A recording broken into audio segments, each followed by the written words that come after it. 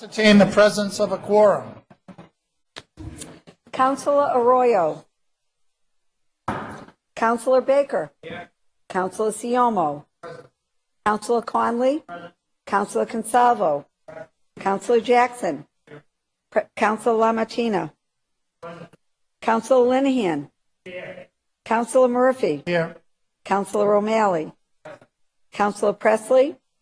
Councilor Ross. And Councilor Yancey. Mr. President, we have a quorum. We have a quorum. I've been informed by the clerk that a quorum is present. I'd ask all councilors and all guests to please rise at this time, as I have the honor to introduce Councilor Rob Consalvo, who, after a nationwide search for someone to do the invocation today, has found the city clerk, Maureen Feeney. So Councilor Consalvo is yielding to me. I'd ask the clerk to come forward to give an invocation. After the clerk's invocation, I'd ask all to remain standing as the chair will lead us in the Pledge of Allegiance. Clerk Maureen Feeney. Thank you, Mr. President. Spirit of life and love, which moves through us and through all the world, may we this day be grateful for the gift of life which is ours, remembering today and always that the life we have and hold is to us mystery and precious. May we this day be reminded of the responsibilities we carry, not so much that we are intimidated or overwhelmed, but so that we may be true to them, so that we may be faithful in carrying them forward. May we this day maintain a sense of perspective, remembering who we are, engaging the tasks at hand, but understanding our limitations, understanding our own shortcomings, forgiving others, and others if we fall short of perfection. May we this day be inspired, be filled with new breath, be filled with new enthusiasm, be ready to see fresh opportunity, new perspectives, unnoticed avenues for action and resolution. And may we this day remember those virtues that bless our lives and bless the lives of others. The virtues of caring and concern, the virtues of honesty and respect, the virtues of charity, industry, and patience. And may the members of this honorable body of city councilors maintain a high sense of their calling.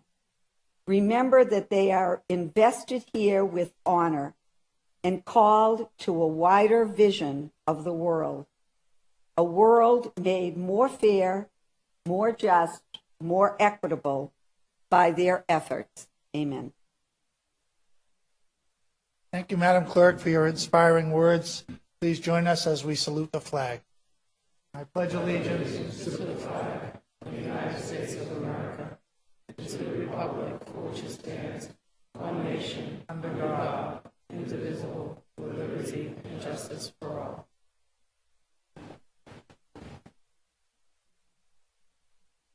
Thank you for your inspiring words, Maureen Feeney. I have a brief presentation. If I could have all councilors and guests' attention. We're joined today by Jared Barrios, who is the Executive Director of the American Red Cross of Greater Boston Chapter, and some of his staff who are here today, who just finished re-educating many of us on the council and on our own staffs on the multifaceted ways that the American Red Cross dovetails into help in this area around so many different avenues. And we have, we're going to ask Jared and his team to come up, and we have a little city council resolution offered by myself on behalf of all members, that this is Red Cross Month, March of 2013 is Red Cross Month in the city. So let me first ask Jared to accept this. Never seen one of these before. He was in the business, you can tell, he's still got his edge. So, We're good? and you go right ahead and. Thank you. Thank you, Mr. President, and through you to the counselors and, of course, City Clerk, our fine City Clerk. It's a pleasure to be here with you. On behalf of the American Red Cross, many of you think you know the American Red Cross because you've given blood, and that's certainly a big part of what we do.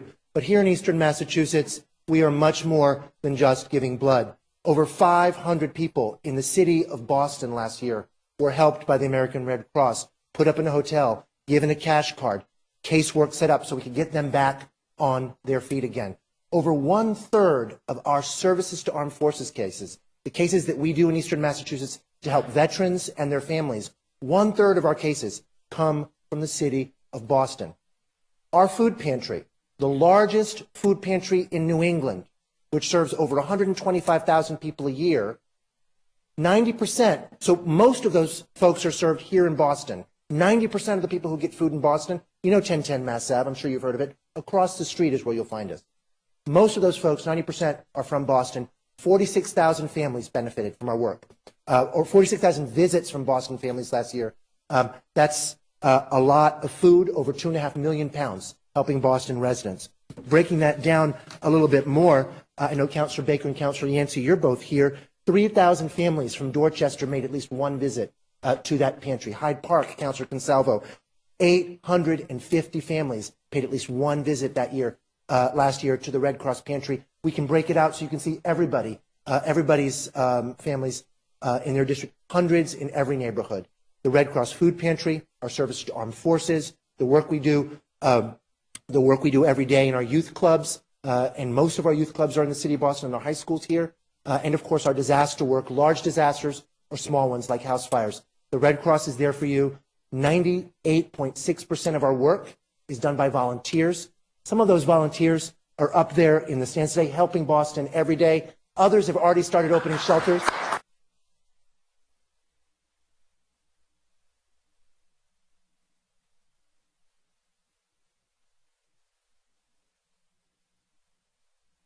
Sure. Thank you, Mr. President. I'd like to invite Paul Kastner, who's one of our lead volunteers, and Lisa Conti. Can you guys come down? These are two of our lead volunteers who are at those fires in Boston. I'd also like to invite Lily Mendez-Morgan, originally from Dorchester, who's our Chief Program Officer, and Leighton Jones, who's our Director of Disaster Services, Robert Bowers, who's our Director of Volunteer Services. Can you guys come down? Councilor Murphy wanted to invite you guys down as well. These are some of the folks, some of the many people doing work every day for Boston residents to help make it a better place, saving lives, and also to really deliver on our promise to help anybody in their time of need. These are the folks who are doing the work. I hope you might join me in a round of applause, given that this is Red Cross Month.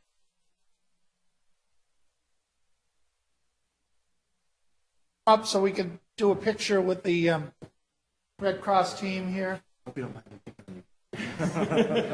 You just said pick people. So I said, Come on in here. Okay. She have a spot.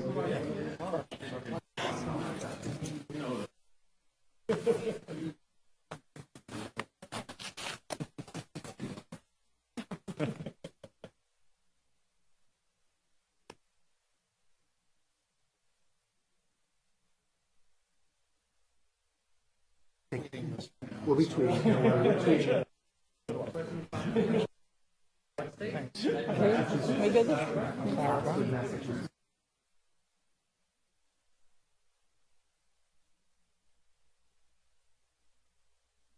Exactly.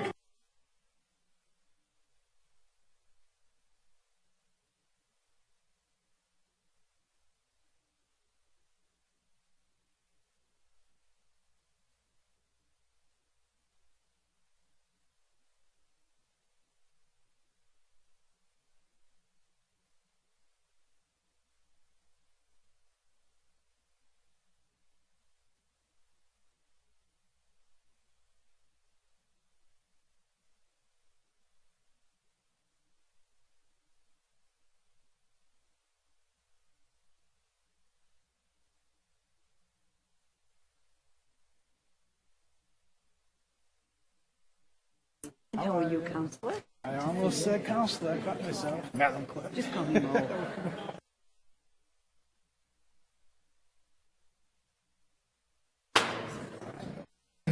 Madam Clerk, would you amend the attendance to include, we've been joined by Councilor Presley. There are no corrections to be made. The minutes of last week's meeting stand approved. Seeing and hearing no corrections to be made, the minutes are so approved. Madam Clerk, communications from His Honor the Mayor. Docket number 0414, message and order authorizing the Police Commissioner to accept and expend the FY12 Bureau of Justice Assistant Grant Funds of $10,000 from the Executive Office of Public Safety and Security for the purpose of training and intervention programs.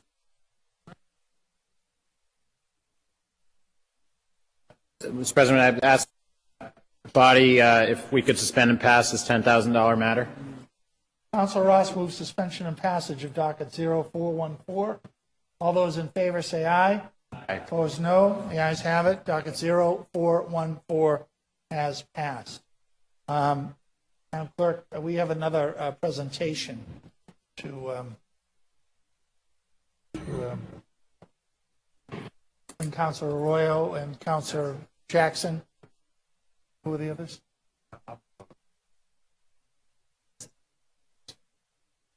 It just happened recently. Apologize, it's just a slight miscommunication, but we figured it out. I am joined today by Councilor Jackson. We're asking Councilor Ross and Councilor Martina to also join us. Councilor Jackson and I had the honor of participating in the citywide science fair. We were actually able to participate during the awards ceremony where they're presenting the awards, which, as I mentioned, that was the closest I ever got to getting an award for science fair, was watching someone else get it. And I want to ask most importantly, as the students, there are 6 students who are the big winners here, and also the adults in the field of education, the teachers and the headmasters in our central, to join us as we make this presentation. Please come on up, and I'll just say who they are as they come up. From the Boston Latin School, they're Nafisa Wara, Shirley Fang, Adrian Haber, along with their teacher Kathleen Bateman.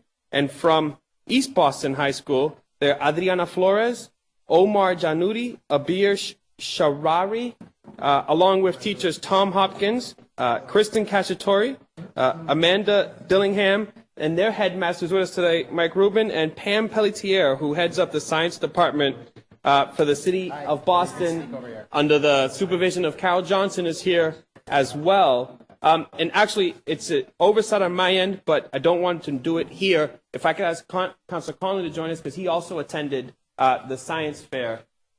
As we make the presentations, I have the resolutions here, and we'll do this in order, but there's a few of us up here, so I don't want to dominate the mic. But I do want to say that iRobot was there, Genzyme was there. These companies that do really global work, MIT graduates were there judging their work. And what the students didn't hear, what me and Councilor Jackson got to hear, was literally the gentleman representing Genzyme said, the next Albert Einstein is in this room. And I saw the work.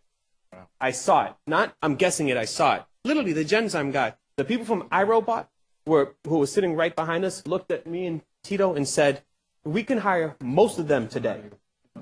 Most of them today. These are our public school kids, the kids from the city of Boston who they were talking about. And all the students who I mentioned, you know what they get to do? They will be representing the city of Boston, these 6 students, amongst with 1,500 other high school students from 70 different countries, regions, and territories, displaying their research and their work at the International Science and Engineering Fair that will be happening in Phoenix. These are our kids. And so as I asked Tito to come up and say a few words, I just think about how proud we should all be that these are the students who come from our public schools who are doing this type of work.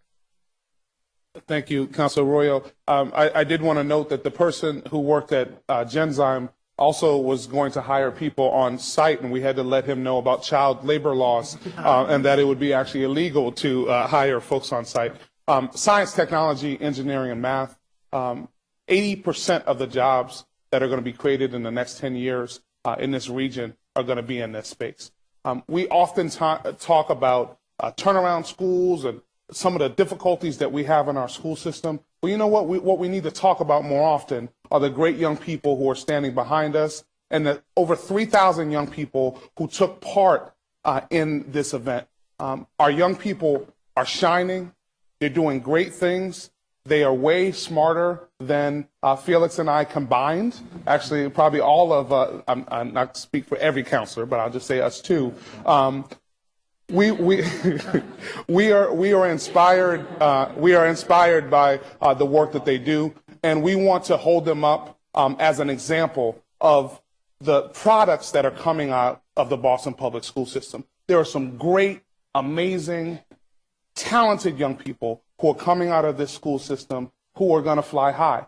We need to note that we need to be nice to them because it's very likely that we all will be working for the young people who are standing behind us. And Councilor Ross, if you want to say anything, Councilor Martina, about the kids from East Boston who are here today. Just congratulations, folks. Great job. We're really proud. Yeah, I just want to take this opportunity to congratulate both East Boston High School class of 1978 and Master Rubin. Thank you for the work that you're doing over there. And also Boston Latin. My daughter graduated from Boston Latin, and I'm really proud of the work in the school that she got at Boston Latin. And I'm proud of all the students here. Congratulations. You make Boston proud. And if I can give just the resolutions out so we can say their names for the record public to the students from East Boston, that's who I have first. It's just Adriana Flores. Right? Come on over here, my friend. Do you want to say anything about it? All right, see Omar Janudi.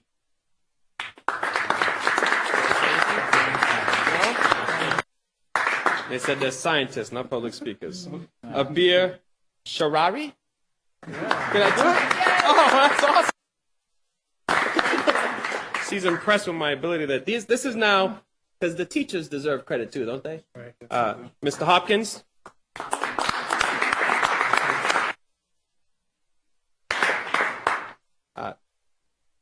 Dr. Cacciatore? I witnessed her in action at the science fair, and there were a lot of teachers there, but I don't know if you could equal the pride. Some might have been as proud, but nobody was more proud than her when East Boston was called out. Amanda Dillingham.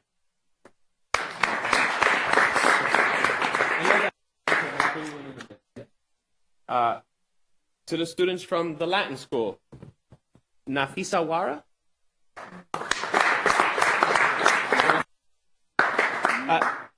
Me and Tita had the pleasure of being on stage. She won so many of these awards. We actually asked her to sit with us because it seemed to be unfair to keep making her go back to her seat and get back up. Shirley Fang.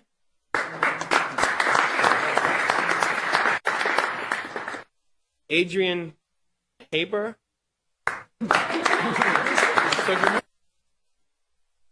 And to the teacher from the Latin school, of which there are some very proud graduates, including our council president up here, Kathleen Bateman.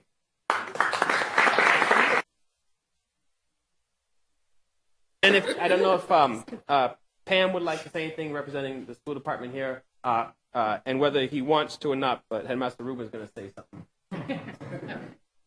I just want to say thank you for bringing the kids here today. I think it's a wonderful honor for them and their schools and the teachers who work so hard with them every day. We had about 5,000 kids who participated in the fair across all of the schools in the district. That's actually 6 through 12. And many of the elementary folks had smaller fairs but don't kind of compete with the event. So I just want to say our kids are really doing the science and engineering practices as we get our new frameworks next year. You'll see more and more of this happen in schools. So thank you for your time, and we really appreciate it.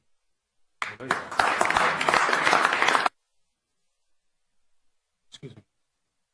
It is my honor to introduce Headmaster Rubin from East Boston High School.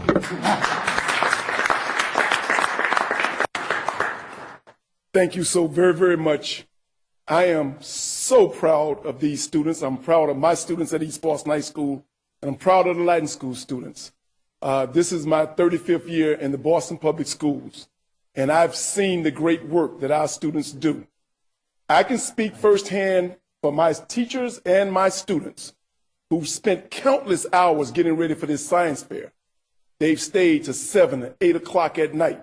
They come in on Saturdays and stayed most of the day getting ready for the science fair.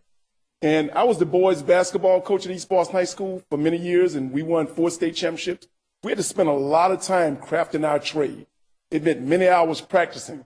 But this group of kids did the same thing as they got ready for the science fair, and it paid off.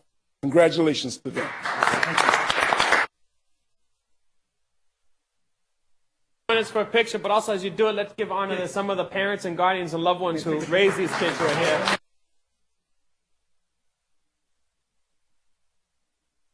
We want the beautiful people, not us.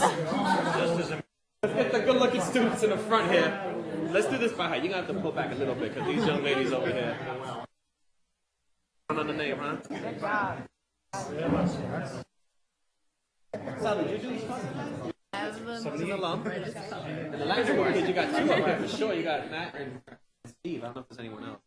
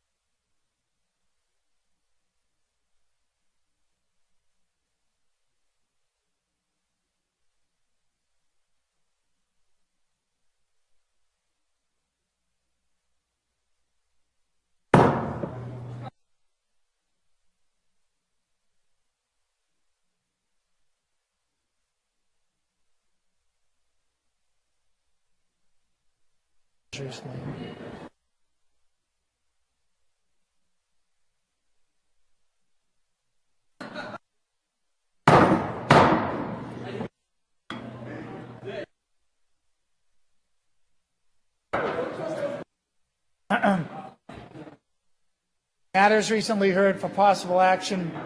Docket number 0216, ordinance amending CBC 16-39.4, licensing requirements for stores selling certain knives.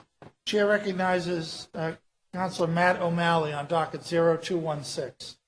Thank you, Mr. President. On March 4th, earlier this week, we held a hearing to discuss docket number 0216, an ordinance increasing the penalty for certain violations regarding with fines associated with selling knives. This was a matter that was introduced by Councilors Mike Ross and Councilors Tito Jackson, and it dealt with the penalty for 2 store owners for violating city regulations on the sale of certain knives in Boston.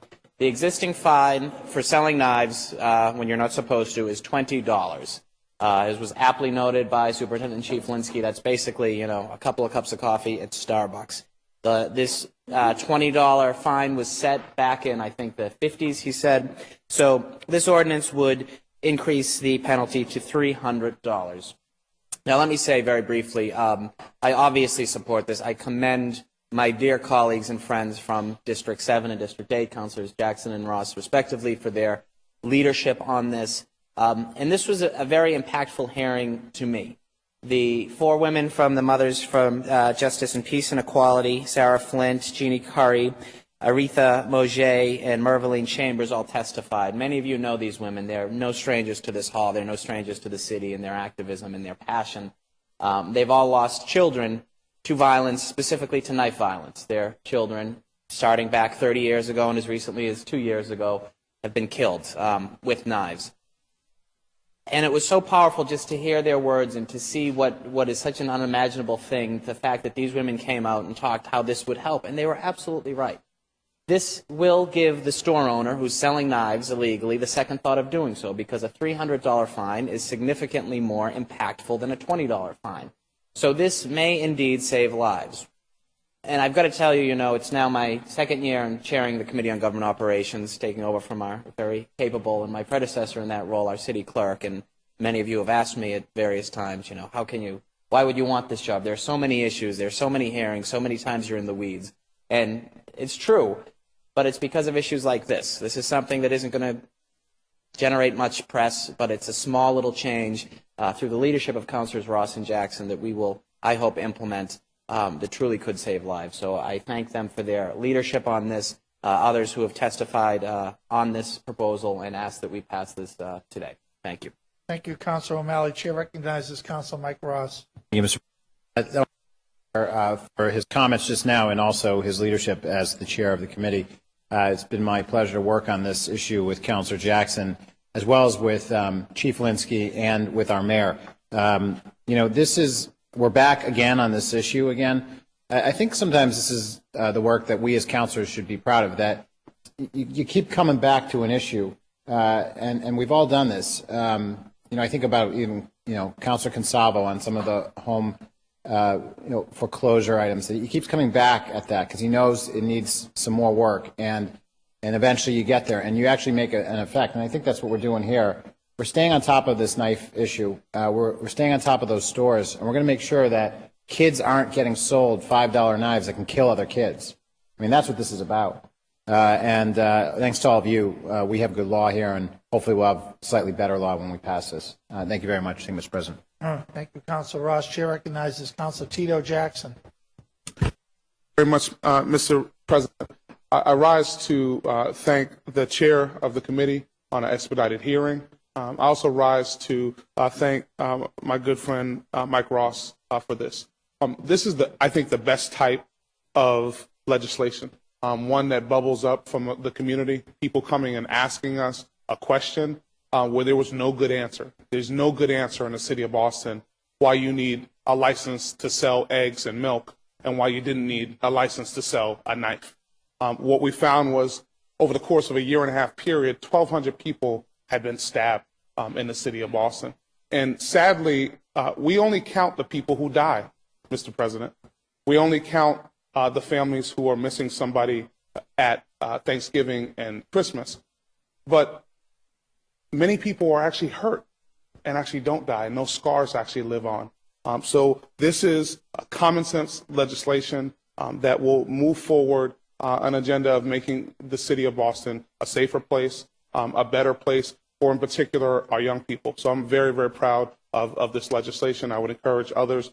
This simply raises the fine from $20 to $300.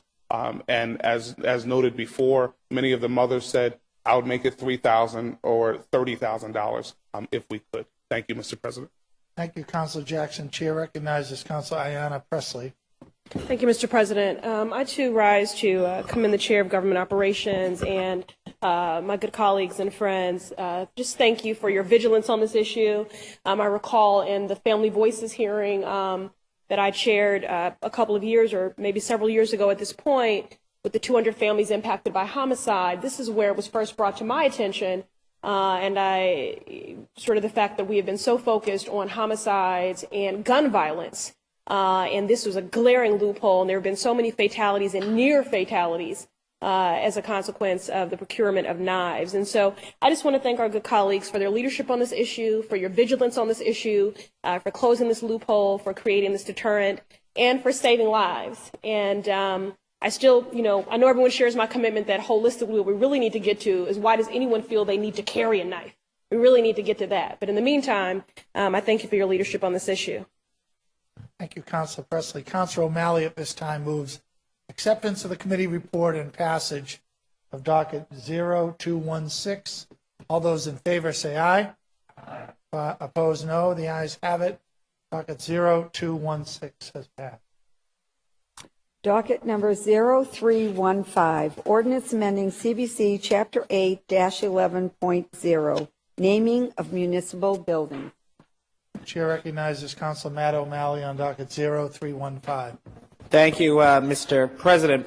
On Tuesday, yesterday, March 5th, the Committee on Government Operations held a hearing on docket number 0315, which would give the Public Facilities Commission the exclusive authority in naming municipal buildings and would require the Commission to provide notification to the City Council when naming said municipal buildings. Right now, the process of naming buildings varies on the policies of each individual departments. We have certain rules for libraries as opposed to schools, as opposed to parks, as opposed to other things. So this would, this matter, which was sponsored by my good colleague from District 2, Councilor Linehan, would put all that under the Public Facilities Commission. Pat Harrington, a special assistant to Mayor Menino, and the chair of the Public Facilities Commission spoke in favor of it. I think it seems to make sense, more of an issue to just consolidate that process. We did discuss it about ways the council could play a role going forward to make sure that there was an opportunity, and I think Pat was very receptive to that and look forward to continuing to work. But I do urge all of you to vote affirmatively for this this matter. Thank you. Thank you, Councilor O'Malley. Chair recognizes Councilor Bill Linehan. Thank you, Mr. President, and thank you, Chairman O'Malley, for hosting the hearing and for your kind words on the matter. Because, basically what's happened here is this ordinance gives the authority to, in one location, the Public Facilities Commission. And I don't know if you've tried to name a public building, but there's 9, 10 different varieties of ways and processes in which you have to jump through hoops to do this. And we're elected officials. So this seemed like the most likely place to do this in consolidating the authority. It's a place where the Public Facilities Commission has the authority to actually dispose of our public property, and the best place to put it. We talked with Pat Harrington, who's the chair of the Public Facilities Commission, and he said that he would develop a process in line with us that would include such things as petitions, needing letters of support from elected officials in the general area to create a strong criteria and standard for such a matter, because it should be one criteria, one standard throughout the system. So that's it. I hope that you'll vote in approval of that today. Thank you. Thank you, Councilor Linehan. Chair recognizes Councilor Charles Yancey. Thank you. Thank you very much, Mr. President. First of all, I want to commend my good colleague from District 2 and the chair of this committee. I do have some reticence, however. Naming of a building obviously is very symbolic. It could be very significant for individual communities. But I believe that there should be a role for the City Council to play, either confirmation or some other mechanism. And I'm not really convinced that consolidating this under the Public Facilities Commission really answers that question, aside from perhaps making recommendations from elected officials. So I'm not really prepared to support this this afternoon. Obviously, the votes are here to make it happen, but I believe that we should at least discuss the possibility of the City Council having some confirmation powers with regards to this, because even with regards to surplus property, before the Public Facilities Commission can actually acquire that property, it does demand a vote on the part of the City Council. So that's my only reticence with this. And I had a conflict, so I couldn't attend the hearing itself, but those are my only concerns. Thank you. Thank you, Councilor Yancey. Councilor O'Malley moves acceptance of the committee report and passage of docket 0315. All those in favor say aye. Opposed, no. The ayes have it. Docket 0315 has passed. Docket 0116. Docket 0116, message and order authorizing the City of Boston to accept and expand donations to the City of Boston's Archaeology Lab in an amount not to exceed $500,000 for the purpose of maintaining, displaying, and educating Bostonians on its archaeological resources. Chair recognizes City Councilor Mike Ross on docket 0116. Thank you, Mr. President. We just had the hearing yesterday, so we didn't have time to, we didn't statutorily have time to create the committee report. So I wanted to pull from, I guess it would be passing this or pulling from the green sheets, Mr. President. I'm not sure which one. It's on page 3 of 9 if it. It's front and center now. Okay, it's before us. Thank you. We had a hearing yesterday. The City of Boston has an archaeologist, which is amazing. And I think it was created as a result of the Big Dig. This person has logged thousands of archaeological finds over the last 20 years or so, 30 years or so. And it's really amazing what that person's working on. His name is, I shouldn't call him that person. His name is Joe Bagley. And he works with Ellen Lipsey, which many of us know. So this is just to allow any speaker fees. It's not going to cost the city any money. It's just to allow any fees that they pull in to be able to use and applied for materials. And really the only materials they use are bags to log in these archaeological finds. He's a really sincere, kind of hardworking archaeologist, city employee, and they're based out of the archives, and we should one of these days, head over there and take a look at all the stuff they're doing. Some of it's on display, and it's really kind of exciting what he's doing over there. So I would just move passage of this matter. It's a small matter, but I thought it was worth mentioning. Thank you, Mr. President. Thank you, Councilor Ross. At this time, Councilor Ross moves acceptance of the committee report and passage of docket 0116. All those in favor say aye. Opposed, no. The ayes have it. Docket 0116 has passed. Motions, orders, and resolutions. Docket number 0415, Councilor Murphy offered the following order for hearing to discuss the feasibility of using payment collection kiosks to collect certain payments in the City of Boston. Chair recognizes President Murphy. Thank you, Mr. Vice Chair. Thank you for the kind words ending last week's meeting as well. For me to not hurry back, I very much appreciated that. You're getting too comfortable up there. I did want to state that several other cities or towns do this. They have a kiosk in places that are heavily populated, heavily trafficked, to reach out. It's kind of like a remote or a satellite station to pay a municipal bill. And I've seen them in other cities. I've seen them in sports arenas, public libraries, MBTA stations or transit stations, and they get fundamental use. They get good use. And seeing as here, we collect $2.39 billion every year in fees, fines, and other things. We should make it easier on the people who are sending those payments in. And in this kind of an age, the kiosk idea would be one idea that would help do this. So I'm just kind of ganging up on what others have done, other cities and towns have done, best practices to bring us in an area where we lag behind right now. Most of our payments are done in person during 9 to 5 in this business area.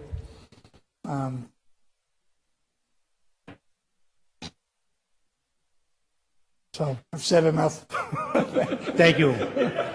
Thank you, Mr. President. Madam Chair, can you please add my name? Madam Clerk. Anyone else? Please add Councilor Yancey, Councilor O'Malley, Docket number 0. Okay. Oh, all right. Chair recognizes Councilor Felix Arroyo. I rise to commend the author and thank him for the idea. As I've been thinking about it, I think I've seen these kiosks as well in other cities, and it's a great innovative way for us to make government work just a little bit easier for our residents, but also help us collect the fees and the fines that are out there that we need collecting to do our work here and to provide the service we provide. So I thank you, Council President, for filing this, and I'm looking forward to the hearing and hopefully to seeing them around.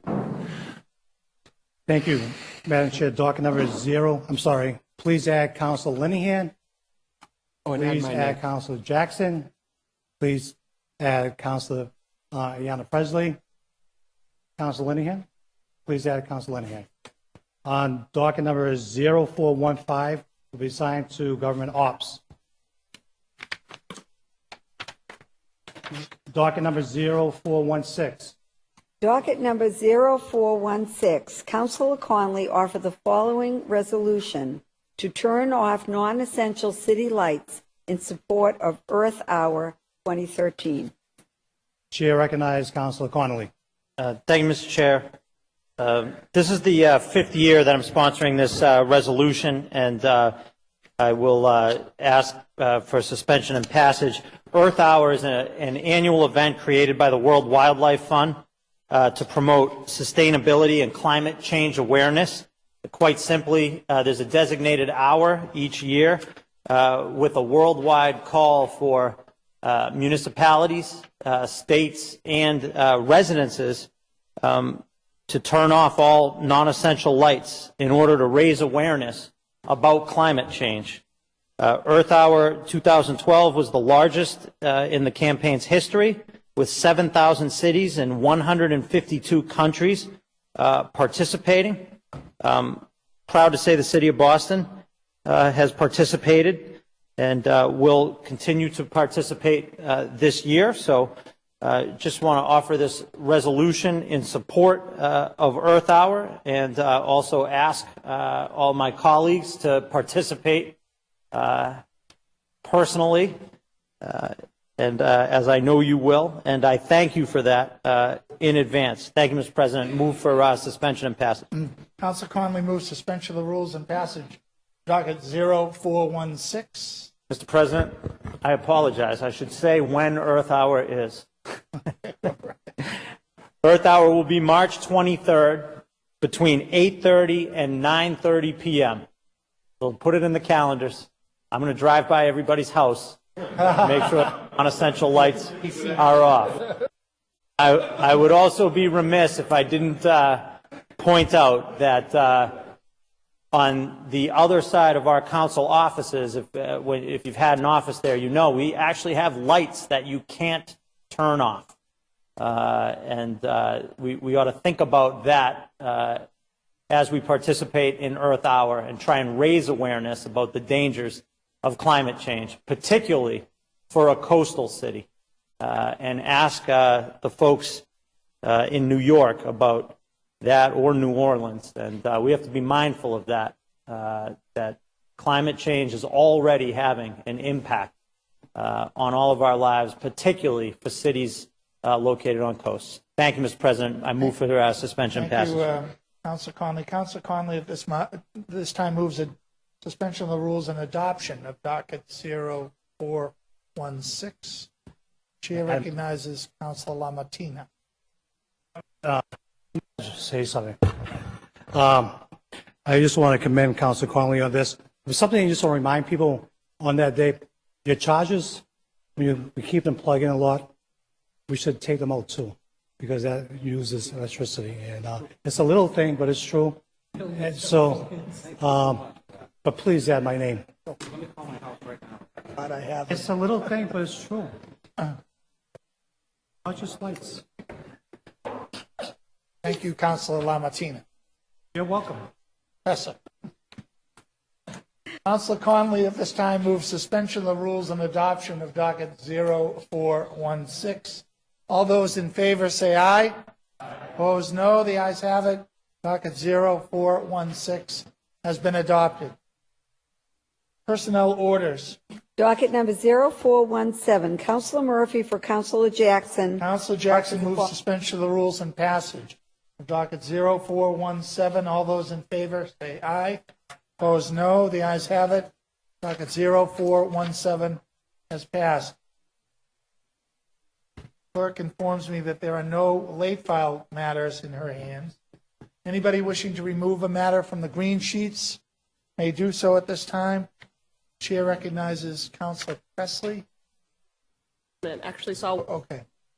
There are 3 late file matters which are in the hands of the clerk for the consent agenda. Seeing and hearing no objections, those matters are so added.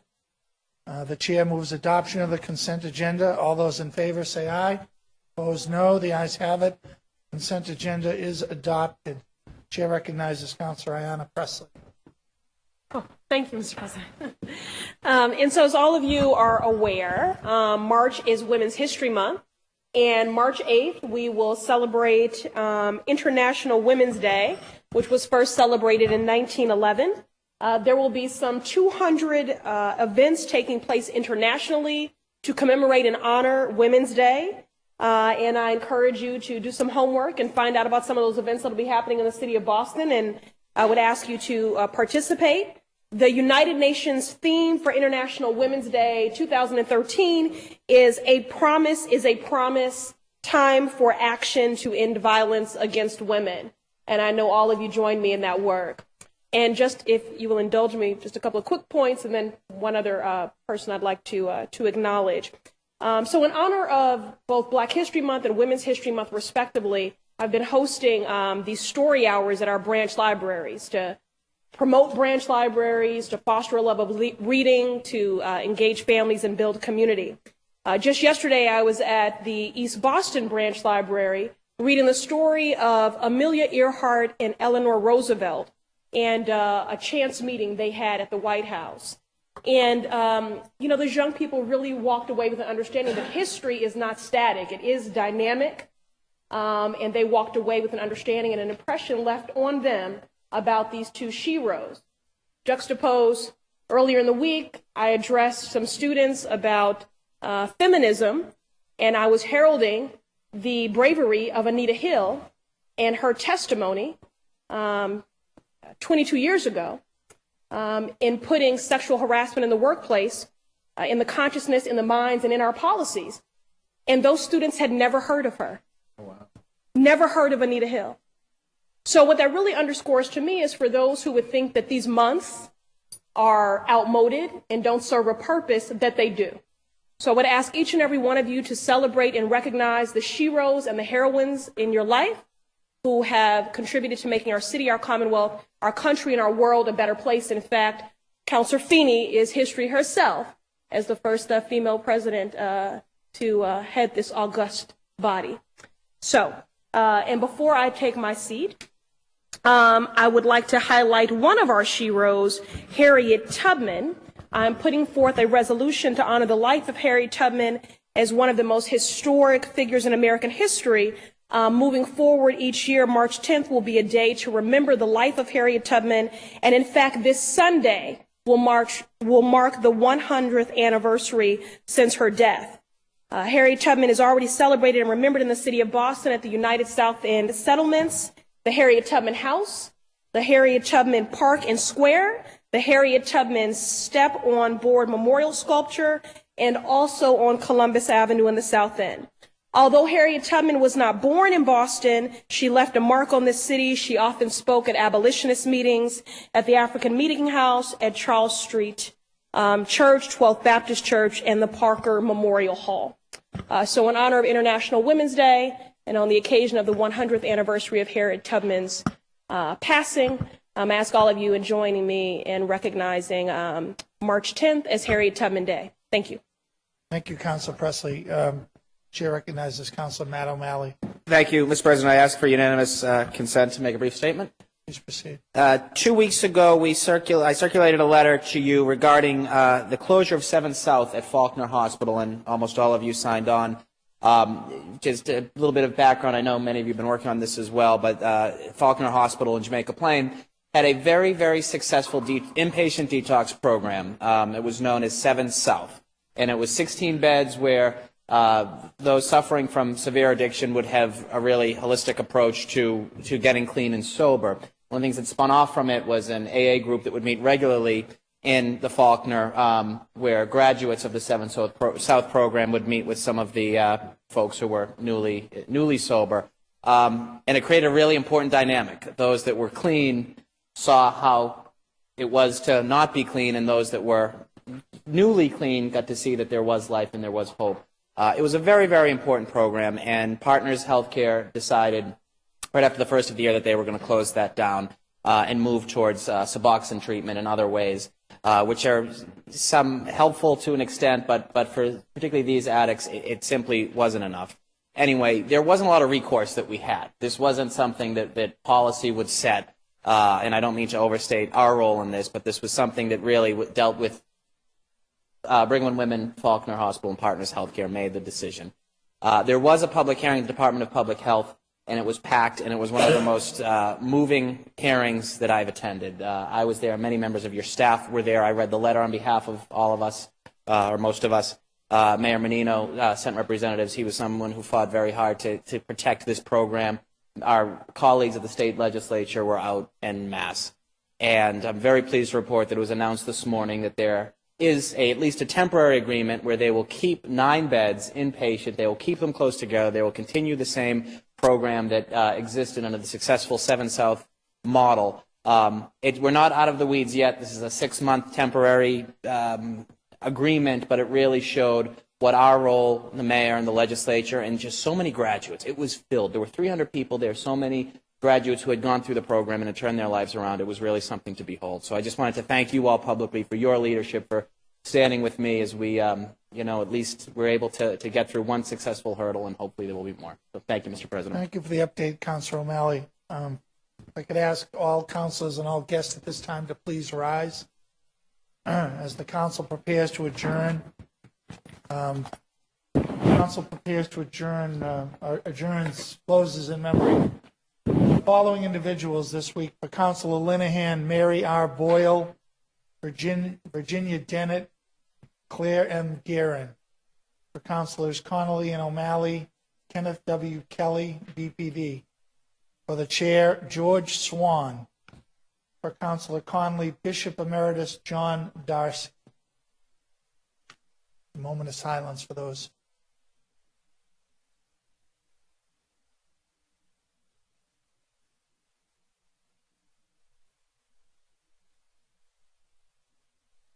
Thank you. The chair moves that when the council adjourns today, it will adjourn to meet again on Wednesday, March 13th at 12 o'clock noon here at the Ionella Chamber. All those in favor of adjournment signify by saying aye. Council stands adjourned. Oh.